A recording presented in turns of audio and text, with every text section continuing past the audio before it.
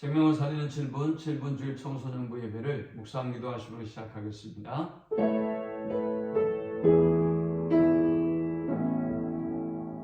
부활이요 생명이 되신 주님, 우리 주일 청소년부 예배를 받으시고 하나님의 임재와 영광을 경험하는 은혜의 시간이 되게 하여 주옵소서. 직장생활로 학업생활로 지치고 있는 영혼들에게 새 은혜와 새 힘을 부어 주옵소서. 주님이 저들의 삶 가운데 임마누엘로 함께 하시고 일으켜 세우심을 경험케 해 주옵소서. 예수님의 이름으로 기도합니다. 아멘. 찬송 165장 드리겠습니다. 주님께 영광 다시 사신 주 사망 권세 모두 이기시었네. 이온 입은 천사 오늘 옮겼고 누우셨던 곳은 비어 있었네. 주님께 영광 다시 사신 주 사망 권세 모두 이기시었네. 부활의 주님 나타나시사 두려움과 의심 물리치셨네. 주의 교회 기뻐 찬송하여라. 다시 사신 주님 죽음 이겼네. 주님께 영광 다시 사신 주 사망 권세 모두 이기시었네. 생명의 임금 영광의 주님 없는 삶은 헛될 뿐이라. 주의 사랑으로 세상이 이기고 요단 건너보냐 가게 하소서. 주님께 영광 다시 사신 주 사망 권세 모두 이기시었네. 오늘 이 시간에 주시는 살아계신 하나님의 말씀은 신약성경 요한복음 21장 15절에서 17절의 말씀입니다. 그들이 조반 먹은 후에 예수께서 시몬 베드로에게 이르시되 요한의 아들 시몬아 내가 이 사람들보다 나를 더 사랑하느냐 하시니 이르되 주님 그러하나이다. 내가 주님을 사랑하는 줄 주님께서 아시나이다. 이르시되 내 어린 양을 먹이라 하시고 또 두 번째 이르시되 요한의 아들 시몬아 내가 나를 사랑하느냐 하시니 이르되 주님 그러하나이다. 내가 주님을 사랑하는 줄 주님께서 아시나이다. 이르시되 내 양을 치라 하시고 세 번째 이르시되 요한의 아들 시몬아 내가 나를 사랑하느냐 하시니 주께서 세 번째 내가 나를 사랑하느냐 하심으로 베드로가 근심하여 이르되 주님 모든 것을 아시오니 내가 주님을 사랑하는 줄을 주님께서 아시나이다. 예수께서 이르시되 내 양을 먹이라. 아멘.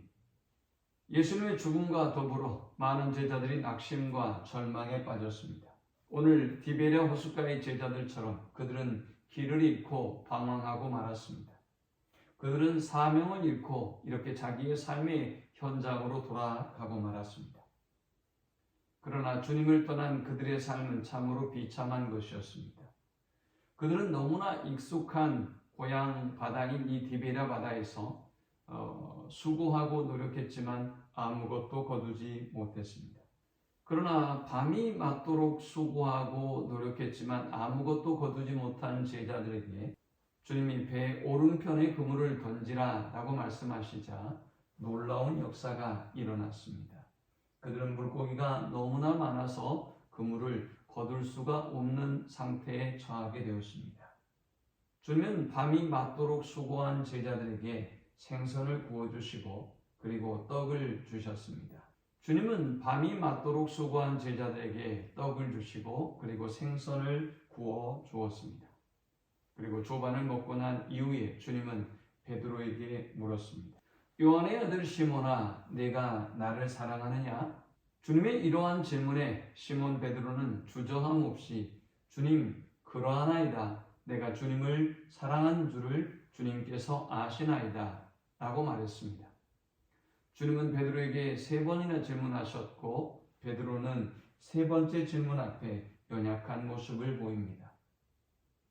베드로가 근심하여 이르되 주님 모든 것을 아시오매 내가 주님을 사랑하는 줄을 주님께서 아시나이다. 예수께서 이르시되 내 양을 먹이라 라고 그에게 말씀하셨습니다.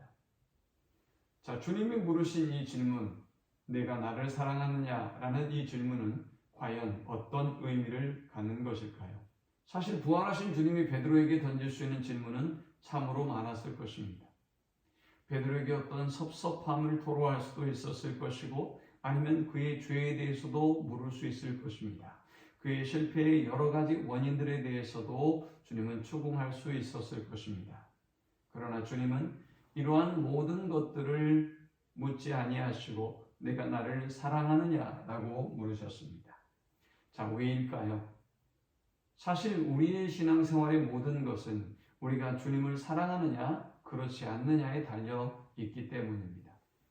우리가 주님을 뜨겁게 사랑한다면 모든 것이 이해되어지고 모든 것이 아멘으로 우리가 화답하고 수용하고 용납할 수 있으며 우리가 주님을 사랑하면 어떤 말씀이든지 기꺼이 순종할 수 있기 때문입니다. 그러나 우리가 주님을 사랑하지 않으면 신앙생활에 어떠한 것도 이루어지지 않습니다. 예배를 온전히 드릴 수가 없습니다. 주님을 위하여 예물을 봉헌할 수 없습니다. 주님을 위하여 헌신하고 충성할 수도 없는 것입니다. 우리의 삶 속에 하나님의 말씀이 통치하고 지배하는 것은 더욱더 귀찮고 힘들어지는 것입니다. 그러나 주님을 사랑하면 우리는 주님의 손길, 주님의 섭리, 주님의 말씀, 주님의 뜻대로 살아가는 모든 것이 기쁨이 되고 감격이 되고 은혜가 되는 것입니다. 그래서 주님은 우리에게 내가 나를 더 사랑하느냐라고 오늘도 묻고 있는 것입니다. 이 질문은 실패의 원인을 깨닫게 하는 질문입니다. 그래서 이 질문이 중요했던 것입니다. 베드로야, 내가 실패했던 것이, 제자들아, 너희가 실패했던 것이 너희가 그 첫사랑을 잃어버렸기 때문이다. 너희가 나를 향한 그 사랑을 쉽게 생각하고 또 소중하게 생각하지 않았기 때문에 넘어지고 쓰러질 수밖에 없었다라는 것을 주님은 그들에게 가르쳐주고 있었던 것입니다. 또한 이 질문이 왜 중요한 질문이 되는 것일까요? 이것은 실패한 제자들이 회복할 수 있는 중요한 해답이 되기 때문인 것입니다. 그들이 열정을 회복하고 믿음을 회복하고 하나님과의 관계를 회복하고 사명을 회복하고 할 수 있는 방법은 하나님을 향한 사랑을 회복하는 방법밖에 없다는 것입니다. 하나님을 사랑하는 그 사랑이 회복되는 것이 가장 좋은 해답이다라는 것을 주님은 가르쳐주고 있는 것입니다. 사랑하는 여러분, 우리가 하나님을 향한 사랑을 잃어버렸다면 오늘 하나님을 향한 사랑을 온전히 회복해서 우리가 있어야 될 자리, 우리의 직분, 우리의 사명을 온전히 감당하는 또 하나님과의 깊은 거제가 회복되는 우리 모든 성도들이 될 수 있기를 축원합니다. 내가 나를 사랑하느냐라는 이 질문이 또 왜 중요한 것일까요? 이 질문은 사명과 직결되기 때문입니다. 이 질문에 대한 답이 온전히 고백되어질 때 그는 사명의 자리로 다시 돌아가게 되어 있는 것입니다. 베드로를 보십시오. 베드로는 호언장담했습니다. 자신이 죽을지언정 주님을 부인하지 않겠다고 호언장담했던 인물이 베드로입니다. 그러나 그는 너무나 쉽게 주님을 3번이나 부인하고 말았던 것입니다. 그리고 놀랍게도 이렇게 실패한 제자 베드로에게 주님은 내가 나를 사랑하느냐 다시 물으셨습니다.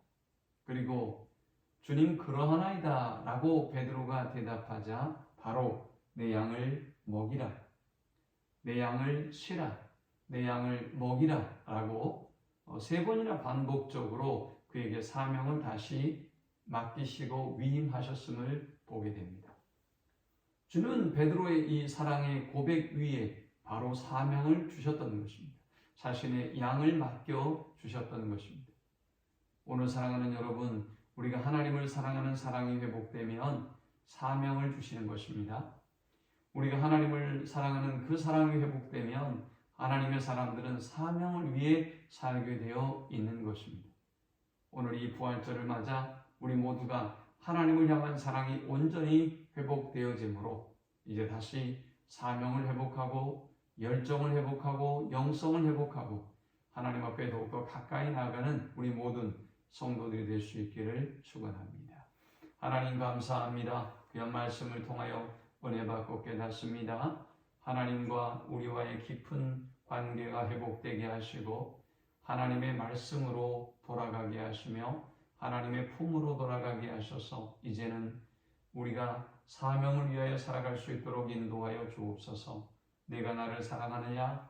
라는 이 음성을 듣게 하시고 하나님과의 깊은 교제와 관계를 회복하는 우리가 되도록 인도하여 주옵소서. 예수님의 이름으로 기도합니다. 아멘. 지금 우리 주 예수 그리스도의 크신 은혜와 성부 하나님의 극진한 사랑과 성령의 인도 교통 충만케 하심이 부활 이후 생명이 되시는 주님을 붙잡고 다시 한번 하나님과의 관계를 회복하고 다시 한번 믿음을 회복하고 헌신을 회복하는 삶을 살기를 소망하는 주의 백성들의 머리 위에 이제로부터 영원토록 함께 있을지어다. 아멘.